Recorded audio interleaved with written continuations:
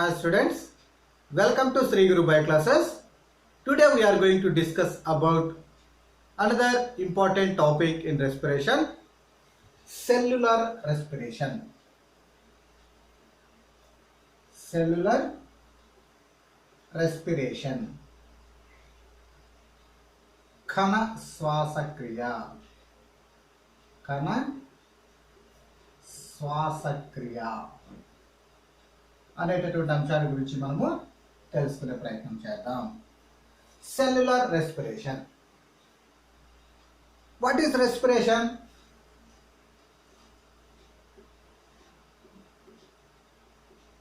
Respiration is the process in which the energy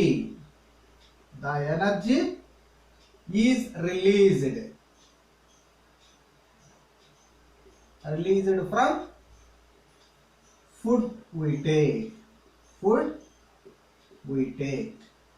This is the simple definition of this respiration. So respiration is the process in which the energy is released from food we take. That is known as respiration. మనము తీసుకున్నటువంటి food మెటీరియల్లో నుండి మనం తీసుకున్నటువంటి food మెటీరియల్లో ఉన్నటువంటి ఎనర్జీని బయటకు తీసుకొచ్చేటటువంటి ప్రాసెస్నే మనము కణ శ్వాసక్రియగా చెప్పుకోవడం జరుగుతుంది. సో ఈ కణ శ్వాసక్రియ మనకు పేరులోనే ఉంది, cellular respiration. Where this respiration process occur, where this cellular process takes place inside the cells. So respiration process అనేది సెల్ లోపల జరిగితే దానినే మనము కణ శ్వాసక్రియ అనేటటువంటి పేరుతో పిలవడం జరుగుతుంది. సో ఇప్పుడు మనం కణంలో శ్వాసక్రియ ఏ విధంగా జరుగుతుంది, how the cellular respiration takes place inside the cell అనేటటువంటి విషయాల గురించి మనం కొన్ని విషయాలను తెలుసుకునే ప్రయత్నం చేద్దాం. Next, now let us come to the topic cellular respiration. In this,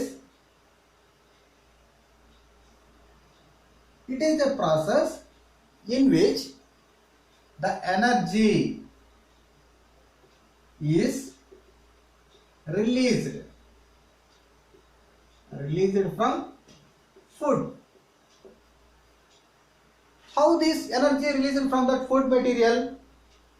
Generally, the energy is stored in the food material in the form of chemical substances or chemical bonds. All the energy which is present in the food materials are present in the form of chemical bonds. మనకు ఆహార పదార్థాల్లో ఉన్నటువంటి శక్తి అంతా కూడా మనము తీసుకున్నటువంటి food మెటీరియల్స్లో కొన్ని chemical bonds అనేటటువంటి రసాయన బంధాల రూపంలో మనకు ఈ శక్తి అంతా కూడా ఉండడం జరుగుతుంది. In this cellular respiration, the chemical bonds are broken down. At the time of chemical bonds broken down, the energy is released. The energy is released.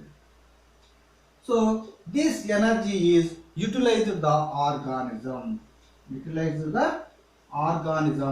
for the metabolic activities. So organisms chemical bonds broken అవ్వడం వల్ల energy అనేది release అవుతుంది. ఈ energy release అయినటువంటి ఎనర్జీని organisms అన్నీ కూడా వాటి యొక్క జీవన క్రియలను జరుపుకోవడానికి వినియోగించుకోవడం జరుగుతుంది. సో ఇప్పుడు మనం ఈ కణ శ్వాసక్రియను ఏ విధంగా మనం చెప్పొచ్చు? కణ శ్వాసక్రియ అనగా ఆహార పదార్థాల్లో ఉన్నటువంటి కెమికల్ బాండ్స్ లో ఉన్నటువంటి ఎనర్జీని అంతా కూడా మనకు రిలీజ్ చేసే ప్రక్రియనే మనము కణ శ్వాసక్రియ కూడా చెప్పుకోవడం జరుగుతుంది. The energy is released from the food materials which is present in the cells in the form of chemical bonds. This is known as cellular respiration. So cellular respiration is more important to all the living organisms. So మనకు energy కావాలి, cells కన్నిటికి energy కావాలి, organism కన్నిటికి energy కావాలి అంటే మనకు ఈ cellular respiration కణ శ్వాసక్రియ అనేటటువంటి ప్రాసెస్ ఆర్గానిజమ్స్ లో ఖచ్చితంగా జరగాలి. Where this cellular respiration takes place, ఎక్కడ మనకు ఈ సెల్యులర్ రెస్పిరేషన్ అనేటటువంటిది కణ శ్వాసక్రియ అనేది జరుగుతుంది? సాధారణంగా లివింగ్ సెల్స్ లో, సాధారణంగా మనకు లివింగ్ సెల్స్ లో generally living cells are categorized into 2 types. మనము జీవకణాలను 2 రకాలైనటువంటి కణాలుగా మనము విభజించడం జరిగింది. అవి కేంద్రక పూర్వ కణాలు ఆర్ ప్రోకారియోటిక్ సెల్స్.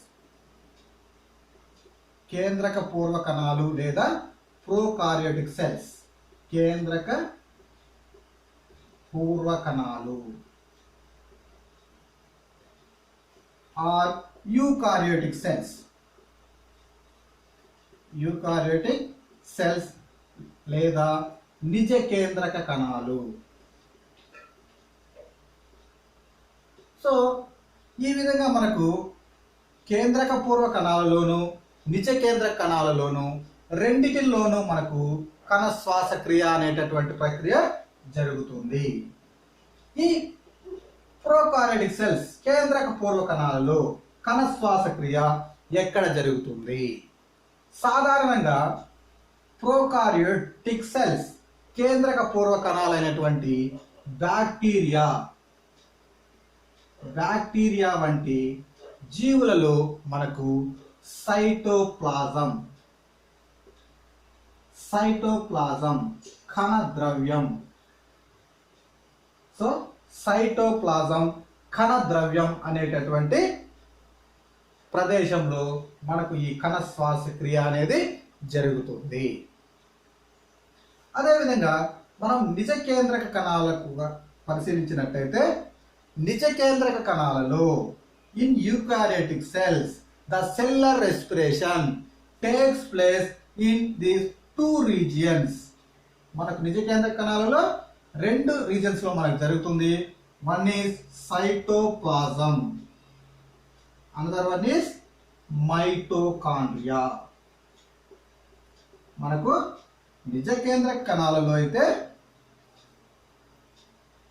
కణ శ్వాసక్రియ అనేటటువంటిది సైటోప్లాజం కణ ద్రవ్యంలో జరుగుతుంది.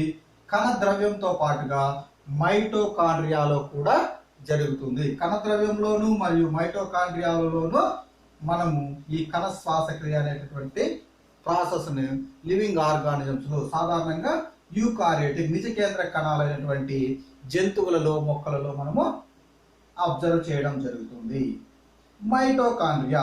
సో మైటోకాండ్రియా అంటే ఏమి? Mitochondrias are the small membrane bound structures.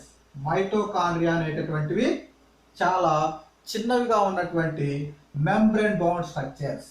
ఈ membrane bound structures, these mitochondria having 2 layers, 2 membranes.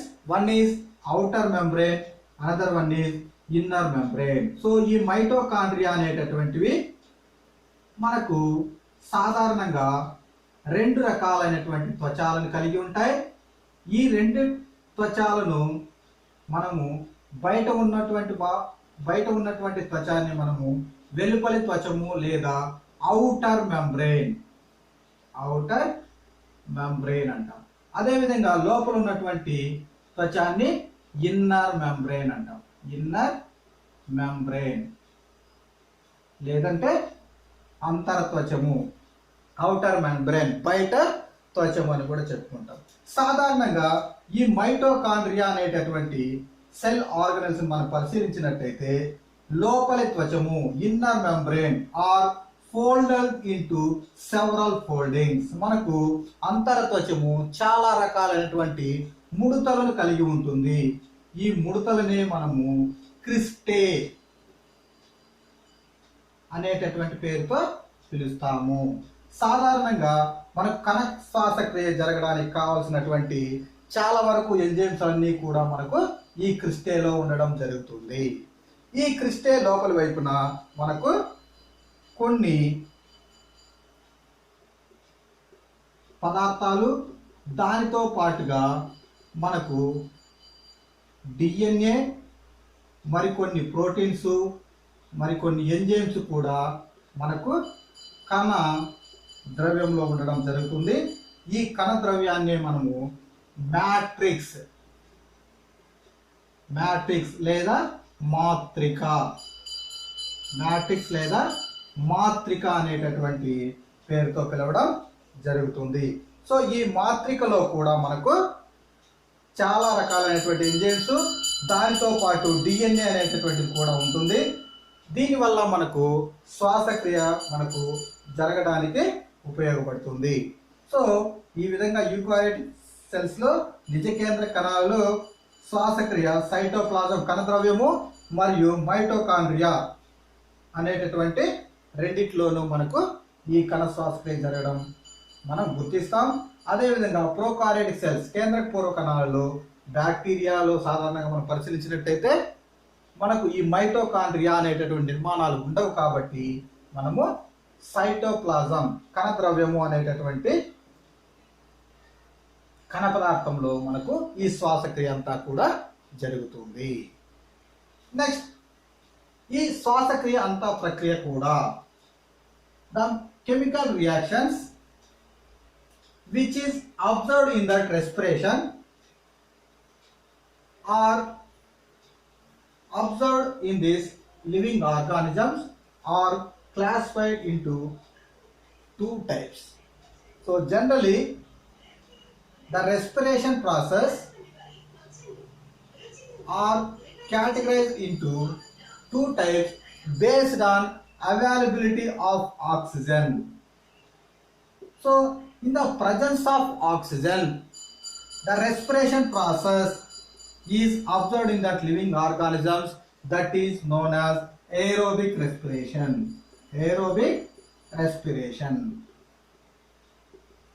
మనకు ఆక్సిజన్ ఉన్నప్పుడు ఈ రెస్పిరేషన్ ప్రాసెస్ అనేది జరిగితే దాన్ని మనము ఏరోబిక్ రెస్పిరేషన్ లేదా వాయు సహిత శ్వాసక్రియ. అదేవిధంగా ఆక్సిజన్ లేనప్పుడు in the absence of oxygen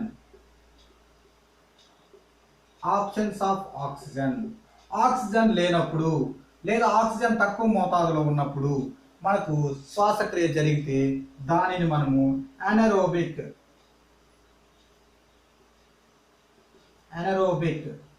respiration లేదా అవాయు శ్వాసక్రియ అనేటటువంటి పేరుతో పిలవడం జరుగుతుంది. సాధారణంగా ఈ అవాయు శ్వాసక్రియని మనము ఫర్మెంటేషన్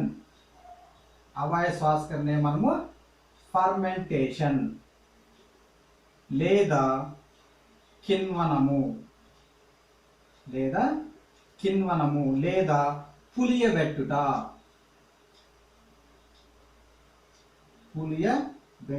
అనే పేర్లతో కూడా మనం పిలవడం జరుగుతుంది. సో సాధారణంగా రెస్పిరేషన్ అనేటటువంటిది ఆక్సిజన్ ఉన్నప్పుడు ఏరోబిక్ రెస్పిరేషన్ అని, వాయు సహిత శ్వాసక్రియ అని, ఆబ్సెన్స్ ఆఫ్ ఆక్సిజన్ లేనప్పుడు అనెరోబిక్ రెస్పిరేషన్ అవాయు శ్వాసక్రియ అనేటటువంటి పేర్లతో మనము పిలవడం జరుగుతుంది. సాధారణంగా ఆవాయు శ్వాసక్రియనే మనము ఫర్మెంటేషన్ లేదా కిణ్వనము లేదా పులియబెట్టుట అని కూడా మనం పిలవడం జరుగుతుంది. నెక్స్ట్, ఈ రెస్పిరేషన్ ప్రాసెస్ లో in the process of respiration there are several chemical reactions are observed in this process, but these all chemical reactions are not take place in a single step. మనకు శ్వాసక్రియలో జరిగేటటువంటి రసాయన చర్యలన్నీ కూడా ఒకే step లో మనకు జరగవు. It involve several steps several steps. ఇవి చాలా రకాలైనటువంటి స్టెప్స్, చాలా రకాలైనటువంటి దశలలో జరుగుతుంది. But in each step some energy is released. ప్రతి దశలోనూ మనకు కొద్దిగా ఎనర్జీ అనేటటువంటిది రిలీజ్ అవుతుంది. ఎప్పుడైతే మనకి ఈ ఎనర్జీ అనేటటువంటి కొద్దిగా రిలీజ్ అవుతుందో అది మనకు ఏటీపీ అడినోసిన్ ట్రైఫాస్ఫేట్ ఏటీపీ అనేటటువంటి పదార్థ రూపంలో మనకు ఈ విడుదలైనటువంటి శక్తి అంతా కూడా స్టోర్ అయి ఉంటుంది, నిలువ ఉంటుంది. ఎప్పుడైతే మన బాడీకి ఎనర్జీ అవసరం అవుతుందో ఆ ఎనర్జీ, ఈ ఏటీపీ రూపంలో ఉన్నటువంటి ఎనర్జీని మన శరీరం ఉపయోగించుకోవడం జరుగుతుంది.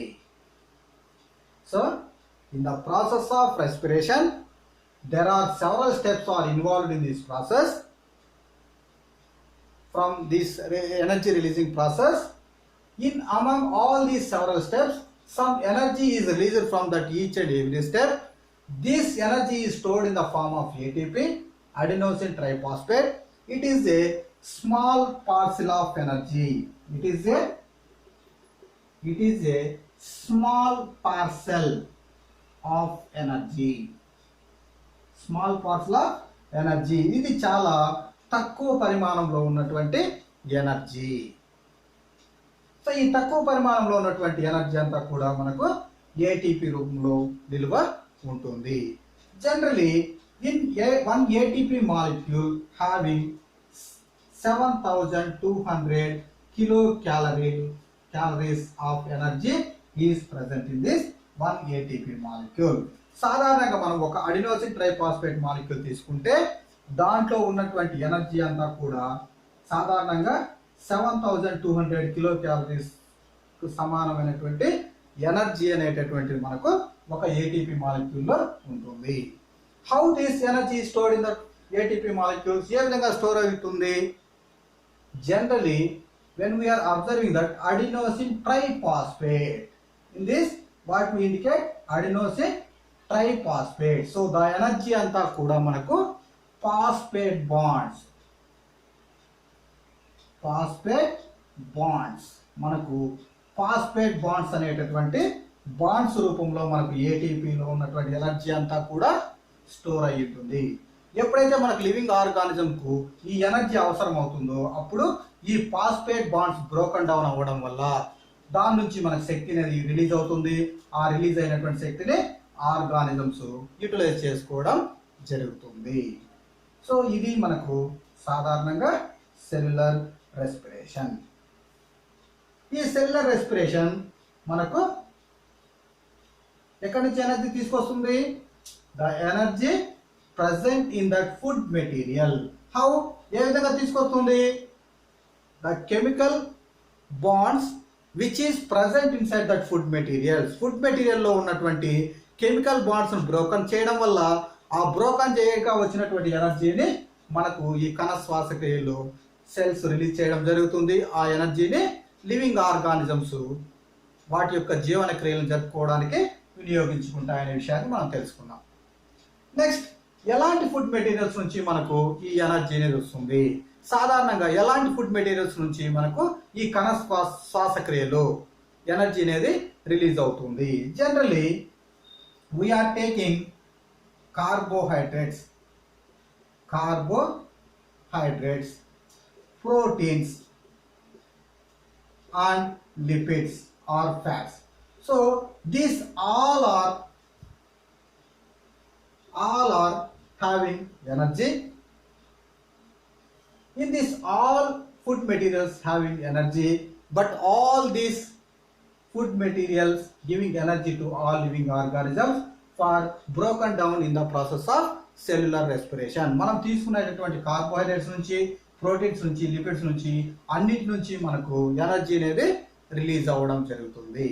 For example, when we are observing that carbohydrates, that is glucose. How this glucose is converted into cellular respiration. So మనకి గ్లూకోజ్ అనేటటువంటిది సెల్యులర్ రెస్పిరేషన్ లో ఏ విధంగా కన్వర్ట్ అవుతుందో ఒకసారి పరిశీలించినట్టయితే ఈ గ్లూకోజ్ మాలిక్యూల్ మనకు 2 ప్రాసెస్ లో మనకు బ్రేక్ డౌన్ అవ్వడం జరుగుతుంది. సాధారణంగా this glucose is a 6 carbon compound. Glucose is a 6 carbon compound. Initially the 6 carbon compound is converted into pyruvate. It is a 3rd carbon compound. In this process we call it as glycolysis. సాధారణంగా మనకు 6 carbon compound glucose మనకు 6 carbon compound, అది మనకు pyruvate 3rd carbon compounds 3 carbon కాంపౌండ్స్గా మనకు glycolysis అనేటటువంటి process జరగడం వల్ల మనకు పైరువేట్గా మారుతుంది. ఈ పైరువేట్ నుంచి మళ్ళా గ్లిసరాల్డిహైడ్ 3 ఫాస్ఫేట్ అనేటటువంటి 3 కార్బన్ కాంపౌండ్గా మారుతుంది. ఈ ప్రాసెస్ని మనము గ్లైకాలసిస్ గా చెప్పుకోవడం జరుగుతుంది. సో ఈ గ్లైకాలసిస్ ప్రాసెస్ తర్వాత మనకు ఆక్సిజన్ ఉన్నప్పుడు, ఆక్సిజన్ లేనప్పుడు, ఆబ్సెన్స్ ఆఫ్ O2. ఆక్సిజన్ ఉన్నప్పుడు సాధారణంగా రెస్పిరేషన్ జరిగి అక్కడ మనకు carbon dioxide plus energy plus water, మనకు ఈ గ్లూకోజ్ మాలిక్యూల్ ఎప్పుడైతే 3 కార్బన్ కాంపౌండ్ గా మారుతుందో ఈ 3 కార్బన్ కాంపౌండ్ గా మారిన తర్వాత అది మరలా సెవరల్ రియాక్షన్స్ లో ఇన్వాల్వ్ అవుతుంది. ఇందులో ఆక్సిజన్ ఉన్నప్పుడు కణశ్వాసక్రియ జరగడం వల్ల carbon dioxide, energy plus water గా మనకు కన్వర్ట్ అవ్వడం జరుగుతుంది. సాధారణంగా ఈ ప్రక్రియ అంతా కూడా ప్లాంట్స్ అండ్ అనిమల్స్ లో ఎక్కువగా ఈ రకమైనటువంటి శ్వాసక్రియను మనము గుర్తిస్తాం. అదేవిధంగా in the absence of O2, oxygen లేనప్పుడు మనకు ఈ శ్వాసక్రియ అనేటటువంటి దాన్ని మనము ఎనరోబిక్ రెస్పిరేషన్ అని చెప్పాం. So in the absence of oxygen anaerobic respiration,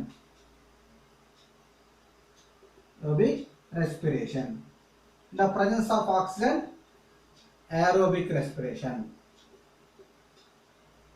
so aerobic respiration లో మనకు వచ్చే ఎండ్ ప్రోడక్ట్స్ ఇవి.